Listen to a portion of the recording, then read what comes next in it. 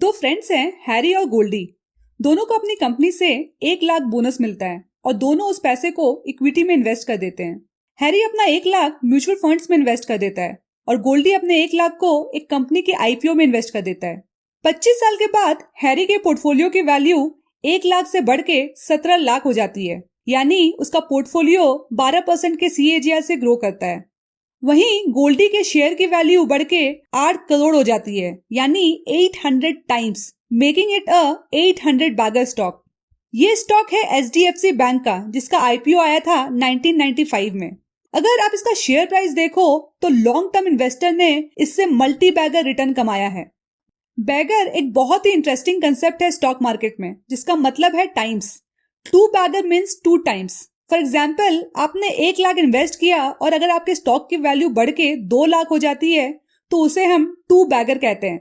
अगर आप YouTube देखो तो आपको हजारों इन्फ्लुएंसर्स मिल जाएंगे जो top multi bagger stocks to buy discuss कर रहे होंगे और नए इन्वेस्टर्स बिना कोई ड्यू डिलिजेंस किए इन स्टॉक्स को खरीद लेते हैं और उनका पैसा जब मार्केट में डूब जाता है तो फिर वो स्टॉक मार्केट को रिस्की कहते हैं। अगर मल्टी बैगर स्टॉक्स ढूंढना इतना आसान होता तो आज स्टॉक मार्केट में हर कोई राकेश झुनझुनवाला और वॉरेन बफे होता। तो आज इस वीडियो में हम इस मल्टी बैगर कंसेप्ट को डिटेल में समझेंगे। सबसे पहले बैगर वर्ड यूज किया था लेजेंडरी इन्वेस्टर पीटर लिंच ने अपनी book one up on wall street में, जहां उन्होंने 10 बैगर स्टॉक को इंट्रोड्यूस किया था। यानी अगर आपने 1 लाख इन्वेस्ट किया है तो वो स्टॉक 10 टाइम्स ग्रो हो सकता है और आपके इन्वेस्टमेंट की वैल्यू बढ़ के 10 लाख हो जाएगी। ये तो हुआ 10 बैगर्स। इसके बाद थॉमस फेल्प ने अपनी book 100 to 1 in the stock market में 100 बैगर्स डिस्कस किया है। यानी अगर आपने 1 लाख इन्वेस्ट किया है तो आपके इन्वेस्टमेंट की वैल्यू 100 टाइम्स ग्रो होके 1 करोड़ हो जाएगी। फेल्प ने यूएस स्टॉक मार्केट को 1932 से लेकर 1971 तक स्टडी किया और 365 ऐसे स्टॉक्स को एनालाइज किया जिसने इस पीरियड में 100 टाइम्स रिटर्न दिया। थॉमस फेल्प की स्टडी से इंस्पायर्ड होकर क्रिस्टोफर मेयर नाम के एक पोर्टफोलियो मैनेजर ने एक फर्दर स्टडी किया, जहां उन्होंने यूएस मार्केट को 1962 से लेके 2014 तक स्टडी किया और अपनी फाइंडिंग्स को 100 बैगर्स बुक में शेयर किया है। तो आज इस वीडियो में हम इस बुक से 5 की टेकअवेज लेंगे और उसे हम प्रैक्टिकली कैसे अप्लाई कर सकते हैं मल्टी बैगर स्टॉक्स आइडेंटिफाई करने में, उसे समझेंगे। तो सबसे पहले समझते हैं कि कोई भी कंपनी मल्टी बैगर यानी 10 बैगर, 100 बैगर या 800 बैगर्स रिटर्न कैसे देती है। एक तरफ एक बड़ा पेड़ है और दूसरी तरफ एक छोटा सा पौधा। कौन ज्यादा ग्रो करेगा? ऑब्वियसली एक छोटा पौधा, जो कुछ साल बाद एक बड़ा पेड़ बन सकता है। उसी तरह मल्टी बैगर बनने के चांसेस छोटी कंपनीज के ज्यादा होते हैं rather than well established blue chip companies. For example, एक तरफ कंपनी ए है जिसका मार्केट शेयर 70% है और दूसरी तरफ कंपनी बी है जिसका अभी मार्केट शेयर सिर्फ 7% ही है। तो कौन सी कंपनी के पास ज्यादा ग्रो करने की अपॉर्चुनिटी है? Obviously company B. तो फर्स्ट की टेक अवे है invest in growth companies. Author कहते हैं हमें उन कंपनीज में इन्वेस्ट करना चाहिए जो अभी छोटी है पर फ्यूचर में उसके हाई ग्रोथ पोटेंशियल है। ग्रोथ कंपनीज आइडेंटिफाई करने के लिए ऑथर ने कुछ कॉमन पैरामीटर्स आइडेंटिफाई किए हैं अपनी स्टडी में। सबसे पहला है सेल्स ग्रोथ। एक कंपनी का सेल्स 3 तरीके से ग्रो हो सकता है। पहला, कंपनी अपने मार्केट शेयर एक्सपैंड कर रही है, या वो डोमेस्टिक मार्केट में अपना शेयर बढ़ा रही है, या फिर वो इंटरनेशनल मार्केट में अपना सेल्स स्टार्ट कर रही है, जिससे उसका ओवरऑल सेल्स बढ़ जाता है। दूसरा, कंपनी अपने प्रोडक्ट पोर्टफोलियो बढ़ा रही है, जिससे उसका टोटल सेल्स बढ़ रहा है। और तीसरा, कंपनी अपने मार्जिन कम कर रही है और डिस्काउंट में प्रोडक्ट्स बेच रही है, जिससे उसका सेल्स बढ़ रहा है। पर हम ऐसी कंपनीज को सिलेक्ट नहीं करेंगे जो मार्जिन कम करके सेल्स बढ़ा रही है, क्योंकि इससे पता चलता है कि कंपनी के पास कोई इकोनॉमिक मोट नहीं है और ऐसे में कोई भी कॉम्पिटिटर सस्ते प्रोडक्ट्स मार्केट में लाके इनका मार्केट शेयर खा सकता है। हम उन कंपनीज को सिलेक्ट करेंगे जो हर साल मिनिमम 10% से अपना सेल्स ग्रो कर रही है। सेकेंडली, जैसे मैंने बताया, कंपनी का सेल्स ग्रो होना चाहिए पर उसके साथ साथ उसकी अर्निंग्स भी ग्रो होनी चाहिए, क्योंकि जब companies larger economies of scale achieve करती है, यानी जब वो ज्यादा प्रोडक्शन करती है, तो उसका फिक्स्ड कॉस्ट पर सेल कम हो जाता है। और जब कंपनी के पास इकोनॉमिक मोट होता है तो उससे कंपनी को प्राइसिंग पावर भी मिलता है, जिससे उसका ओवरऑल प्रॉफिटेबिलिटी बढ़ जाता है। थर्डली, जो कंपनी पैसे बिजनेस में लगा रही है उससे एटलीस्ट 15 से 20% रिटर्न जनरेट कर रही है। और दूसरा, अपने प्रॉफिट को वो कंटिन्यूअसली बिजनेस में री इन्वेस्ट कर रही है, जिससे उसका बिजनेस ग्रो हो रहा है। ऐसी कंपनी शेयर होल्डर को डिविडेंड नहीं देती, क्योंकि कंपनी कॉन्फिडेंट होती है कि अगर वो प्रॉफिट को बिजनेस में री इन्वेस्ट करेगी तो उससे बिजनेस ज्यादा ग्रो करेगा और उसके शेयर होल्डर्स को ज्यादा मुनाफा होगा। So consistent high sales growth, high profitability and high return on capital से पता चलता है कि कंपनी एक ग्रोथ ओरिएंटेड कंपनी है और फ्यूचर में ग्रो करेगी। अब हम एक ऑनलाइन स्क्रीनर यूज करके इन पैरामीटर्स के बेसिस पे कंपनीज को फिल्टर कर लेंगे। सेकेंड की take away, to invest in owner run businesses with high stake.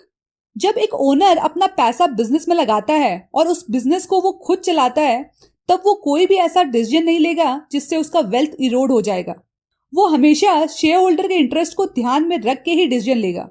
इसीलिए ऑथर कहते हैं हमें उन कंपनीज में इन्वेस्ट करना चाहिए जहां उसका ओनर बिजनेस में डायरेक्टली इन्वॉल्व है, यानी स्किन इन द गेम है। यहां हम एक और फिल्टर यूज करेंगे, ओनर्स इक्विटी इज एटलीस्ट 40%, और ये इक्विटी प्लेज्ड नहीं होनी चाहिए। थर्ड टेक अवे है वैल्यूएशन बैक्ड बाय ग्रोथ। इसे ऑथर ट्विन इंजन ग्रोथ भी कहते हैं, यानी कि earnings growth plus PE rerating equals to multi bagger. Earnings growth को हमने अभी थोड़े देर पहले डिटेल में समझा। जिस कंपनी के पास इकोनॉमिक मोट होता है उसके पास एडवांटेज होता है प्राइसिंग पावर का, जिससे वो अपना प्रॉफिटेबिलिटी बढ़ा सकती है। दूसरा है पीई री रेटिंग। पीई यानी market price of share divided by earning per share. For example, एक कंपनी का अर्निंग पर शेयर 50 है और करंट मार्केट प्राइस 1000 है, तो उसका पी रेशियो हो गया 20। इसका मतलब है ₹1 कमाने के लिए इन्वेस्टर कंपनी को ₹20 पे करने के लिए तैयार है, यानी 20 टाइम्स ऑफ द अर्निंग्स। अब लेट्स से कंपनी का ईपीएस बढ़ के 60 हो गया और शेयर प्राइस बढ़ के 1800 हो गया, तो पीई भी बढ़ के 30 हो जाता है। इसका मतलब है ₹1 कमाने के लिए पहले इन्वेस्टर्स ₹20 दे रहे थे, अब वो ₹30 देने के लिए भी तैयार है। इसे बोलते हैं पीई री रेटिंग, यानी पीई एक्सपैंड हो गया, बढ़ गया। और ये क्यों हुआ? क्योंकि इन्वेस्टर्स को लगता है कि कंपनी का अर्निंग ग्रोथ पोटेंशियल काफी हाई है, जिसके लिए वो ज्यादा प्राइस देने के लिए भी तैयार है। इसे बोलते हैं पॉजिटिव मार्केट सेंटीमेंट। ऑथर कहते हैं जिस कंपनी का अर्निंग्स ग्रो हो रहा है और मार्केट सेंटीमेंट भी पॉजिटिव है, तो वो कंपनी फ्यूचर में मल्टी बैगर रिटर्न देगी। अब कौन सा स्टॉक कितने टाइम में मल्टी बैगर रिटर्न देता है वो भी मैटर करेगा। अगर आप ये चार्ट देखो तो अगर कोई स्टॉक 35 इयर्स में 100 बैगर रिटर्न देता है तो इसका मतलब है वो 14% CAGR के रेट में ग्रो कर रहा है। और अगर कोई स्टॉक 15 इयर्स में ही 100 बैगर बन जाता है तो इसका मतलब है वो 36% के CAGR में ग्रो कर रहा है। वहीं अगर आप FD में इन्वेस्ट करते हो और वहां से आपको 6% का रिटर्न मिलता है तो आपको 100 बैगर रिटर्न अर्न करने के लिए 80 इयर्स लग जाएंगे। तो time is very important. Author ने अपनी स्टडी में देखा है कि एक स्टॉक को 100 बैगर बनने में ऑन एन एवरेज 26 इयर्स लगते हैं। इसीलिए ऑथर कहते हैं कि हमें स्टॉक इन्वेस्टिंग में कॉफी कैन इन्वेस्टिंग अप्रोच को फॉलो करना चाहिए, जिसका मतलब है bye quality stocks and forget it. इस स्ट्रैटेजी को मैंने इस वीडियो में काफी डिटेल में डिस्कस किया है, आप इसे देख सकते हो। थॉमस फेल्प ने अपनी book 100 to 1 in the stock market में एक बात कही है, to make money in stocks you must have the vision to see them, the courage to buy them and the patience to hold them, and patience is the rarest of the three. Most of the investors अच्छे stocks को find out कर लेते हैं और उसमें invest भी कर लेते हैं, पर जैसे ही उन्हें 3 टाइम्स या 5 टाइम्स रिटर्न मिलता है वो स्टॉक को सेल कर देते हैं और प्रॉफिट बुक कर लेते हैं। वो स्टॉक को मल्टी टाइम्स ग्रो होने ही नहीं देते, और इसका रीजन है लैक ऑफ पेशेंस। जैसे मैंने बताया 100 बैगर्स बनने में टाइम लगता है, एटलीस्ट 15 to 25 इयर्स। तो आपको स्टॉक को लंबे समय के लिए होल्ड करना बहुत जरूरी है। लास्टली ऑथर कहते हैं don't worry about macro economic factors. जैसा हमने भी थोड़ी देर पहले समझा कि हमें कंपनी के बिजनेस ग्रोथ में और उसकी मैनेजमेंट पे फोकस करना चाहिए, ना कि वर्ल्ड में क्या हो रहा है, इन्फ्लेशन बढ़ रहा है, इंटरेस्ट रेट कम हो रहा है, क्योंकि ये सब एवर चेंजिंग वेरिएबल्स हैं और इससे हमारा लॉन्ग टर्म बाइंग डिसीजन में कोई चेंज नहीं आना चाहिए। अगर कंपनी के बिजनेस में कोई मोड नहीं बचा या मैनेजमेंट एफिशिएंटली बिजनेस रन नहीं कर पा रही, शेयर होल्डर कॉन्फ्लिक्ट हो रहा है, तब हमें उस स्टॉक को सेल करना चाहिए, ना कि मैक्रो इकोनॉमिक फैक्टर्स को देख के। मेरा आपको एक मैसेज रहेगा कि अगर आप मल्टी बैगर रिटर्न चाहते हो तो आप इंडिविजुअल स्टॉक्स में फोकस ना करें, बल्कि पोर्टफोलियो ऑफ स्टॉक्स में फोकस करें, जहां आप कम से कम 10 से 15 स्टॉक्स में इन्वेस्ट करें for a period of minimum 10 years. Chances of finding a few multi-bagger stocks from portfolio will be much higher than individual stocks. और इसमें आपका रिस्क भी कम हो जाता है और ओवरऑल रिटर्न भी बढ़ जाता है। इसीलिए always focus on portfolio of stocks rather than individual stocks.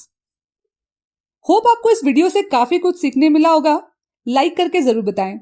अगर आप फाइनेंशियल प्लानिंग और इन्वेस्टिंग रिलेटेड वीडियोस देखना चाहते हो तो मेरे चैनल को सब्सक्राइब कर सकते हो और बेल आइकन को प्रेस करें ताकि आपको नेक्स्ट वीडियो का नोटिफिकेशन मिल जाए। मिलते हैं नेक्स्ट वीडियो में। Take care.